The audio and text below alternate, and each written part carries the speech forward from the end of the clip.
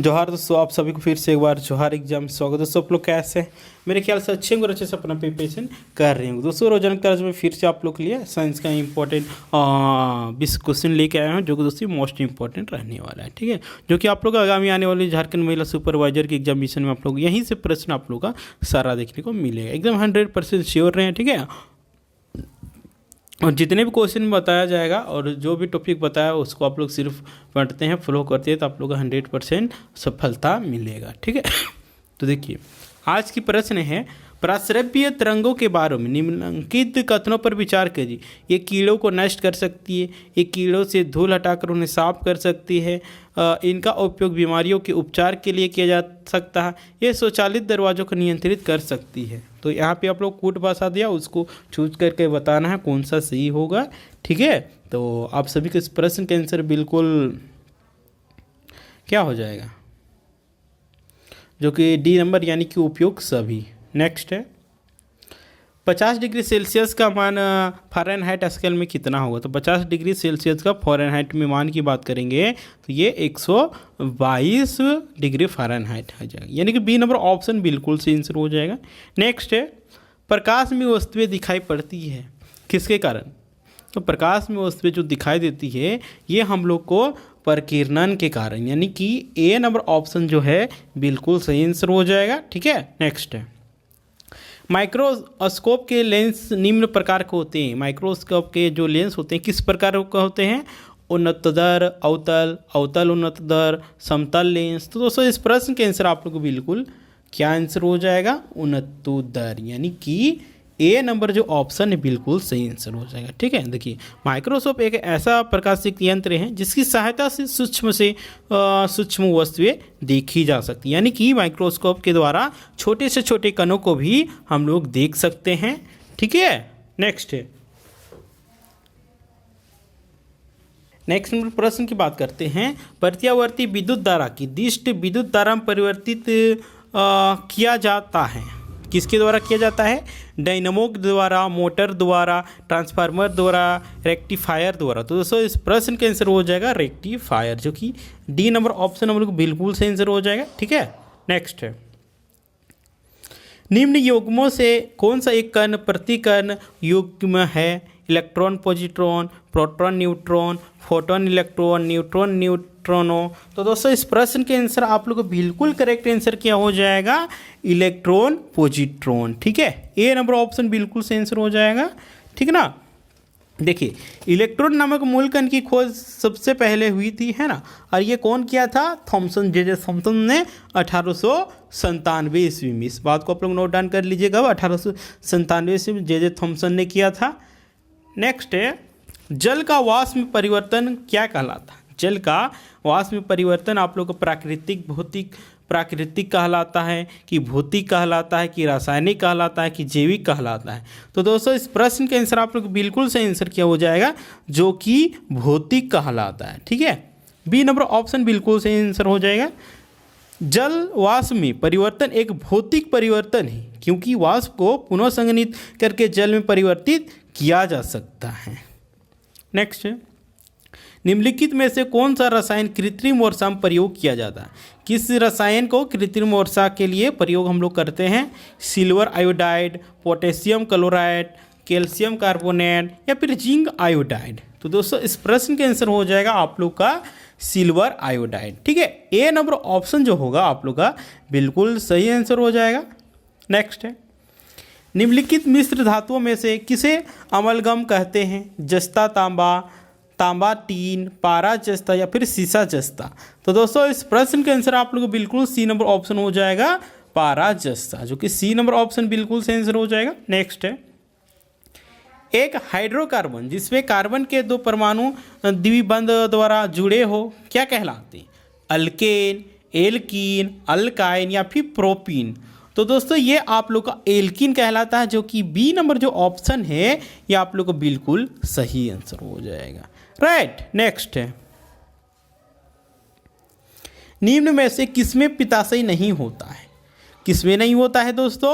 ऊँट में, जिराफ में, चूहा में या फिर मछली में।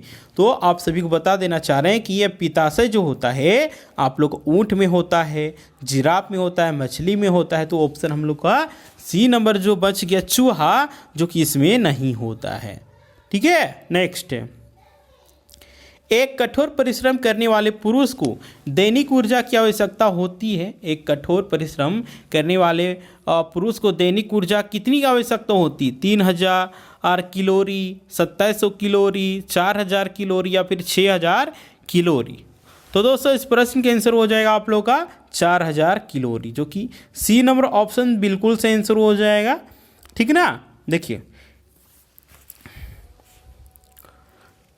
नेक्स्ट है, यदि एक पिता का रक्त ए और माता का रक्त वर्ग ओ है तो बताइए कि उनके पुत्र का निम्नलिखित में से कौन सा रक्त वर्ग हो सकता है? बी, ए बी, ओ या फिर डीम दिया बी, ए बी अथवा ओ। तो दोस्तों इस प्रश्न के आंसर आप लोग का सी नंबर ऑप्शन बिल्कुल से आंसर हो जाएगा, ओ है ना, सी नंबर ऑप्शन बिल्कुल से आंसर हो जाएगा। नेक्स्ट है, निम्न में धूल के कौन से घटक दमा पीड़ित रोगियों के लिए समस्या पैदा करते हैं? निम्न में से धूल कण से कौन से घटक है जो कि दमा पीड़ित रोगियों के लिए समस्या पैदा करती है? नमी और कार्बन डाइऑक्साइड, नमी और नाइट्रोजन गैस, अकार्बनिक और परागकण, नमी और कार्बन कण। तो दोस्तों इस प्रश्न के आंसर हो जाएगा नमी और नाइट्रोजन गैस। ठीक है, नेक्स्ट है, नेक्स्ट है आप लोग का निम्नलिखित में से कौन सा जीव पोषण की मृत जीविका विधि पर निर्भर होता? अगेरिकस, यूलो क्या है, यूलोथ्रिक्स, रिक्सिया, कैलेडोफोर। तो दोस्तों इस प्रश्न का आंसर हो जाएगा एगेरिकस। ठीक है, ए नंबर ऑप्शन बिल्कुल से। नेक्स्ट है, निम्नलिखित में से कौन सा भाग वनस्पति और जंतु दोनों ही कोशिकाओं में पाया जाते हैं? कौन से ऐसे भाग है जो कि वनस्पति और जंतु दोनों कोशिकाओं में पाए जाते हैं?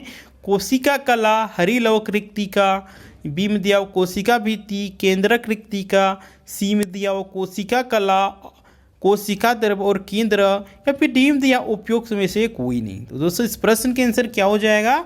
तो आप सभी का बिल्कुल करेक्ट आंसर क्या रह जाने वाला है? तो कोशिका कला और कोशिका द्रव्य और केंद्रक। ठीक है, सी नंबर ऑप्शन बिल्कुल से आंसर हो जाएगा। नेक्स्ट है, युग्मक संलयन के परिणाम स्वरूप क्या बनता है? अगुणित युग्मनज, द्विगुणित युग्मनज, अचल पुंगयुग्मक, गतिशील पुंगयुग्मक, क्या है, पुनयुग्मक। तो दोस्तों इस प्रश्न के आंसर हो जाएगा द्विगुणित युग्मनज। ठीक है, बी नंबर ऑप्शन बिल्कुल से आंसर हो जाएगा। नेक्स्ट है, निम्नलिखित में से कौन सा एक मानव शरीर में मलेरिया परजीवी प्लाज्मोडियम के लिए क्रिया का स्थान नहीं है? निम्नलिखित में से कौन सा एक मानव शरीर में मलेरिया परजीवी प्लाज्मोडियम के लिए क्रिया का स्थान नहीं है? यकृत, वृक्क, लाल रुधिर कोशिका, मस्तिष्क। दोस्तों इस प्रश्न के आंसर आप लोग बिल्कुल से आंसर हो जाएगा क्या? वृक्क। ठीक है, बी नंबर ऑप्शन बिल्कुल से आंसर हो जाएगा। नेक्स्ट है, नासा का न्यू होराइजन्स मिशन निम्नलिखित में से किसके अध्ययन से संबंधित है? कुइपर बेल्ट के पिंड, अभिनव तारा और कृष्ण छिद्र, सौर प्रज्वाल, डार्क मैटर। तो इस प्रश्न के आंसर हो जाएगा कुइपर बेल्ट के पिंड। ठीक है, नेक्स्ट है, नेक्स्ट में आज की लास्ट प्रश्न की हम लोग बात कर लेते हैं। तो देखिए, डिजिटल इकाई क्या है? डिजिटल स्काई प्लेटफॉर्म निम्नलिखित में से किससे संबंधित है? उड़ान हेतु फ्लाइट की बुकिंग से, मानव रहित हवाई ड्रोन से, विमान संबंधित शिकायतों को ऑनलाइन पंजीकरण से, या फिर टीम में दिया हुआ इनमें से कोई नहीं। तो दोस्तों इस प्रश्न के आंसर आप लोगों को बिल्कुल से आंसर हो जाएगा विमान संबंधित शिकायतों के ऑनलाइन पंजीकरण से। सी नंबर ऑप्शन बिल्कुल से आंसर हो जाएगा। ठीक है ना, तो उम्मीद करते हैं कि ये सेशन आप लोग को बहुत ही हेल्पफुल हो रहा होगा। तो लाइक करें, कमेंट करें और वीडियो को ज़्यादा से ज़्यादा शेयर करें, ताकि जितने भी झारखंड महिला सुपरवाइजर की तैयारी करने वाले अभ्यर्थीगण होंगे उन लोग पास वीडियो पहुंच सके, उन लोग भी इसका फ़ायदा उठा सकें। तो ठीक है, फिर मिलते हैं।